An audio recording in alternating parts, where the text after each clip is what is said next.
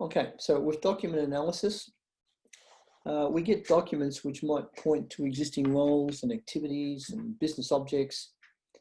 So for instance, you might get process descriptions. The process descriptions are the sorts of things we've been giving you in the last 2 weeks so that you can draw BPMN diagrams.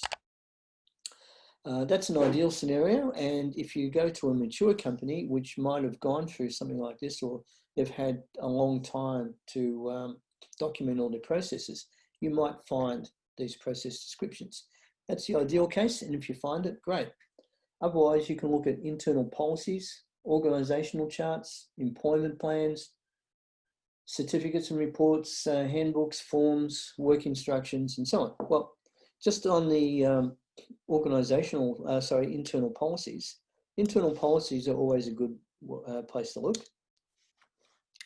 Okay, now you can use these. You can use document analysis to try and find information about different processes before you approach a domain expert.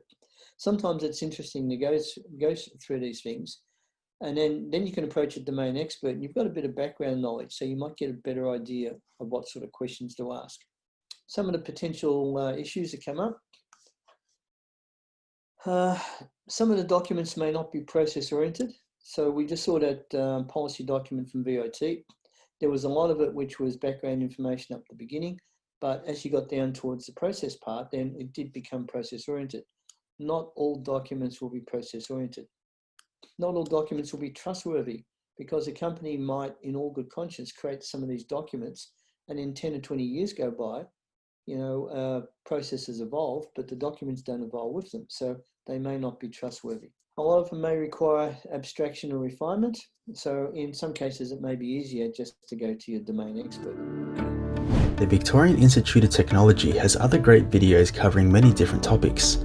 Please check them out, and thanks for watching. Remember to like and subscribe the video for more great content like this.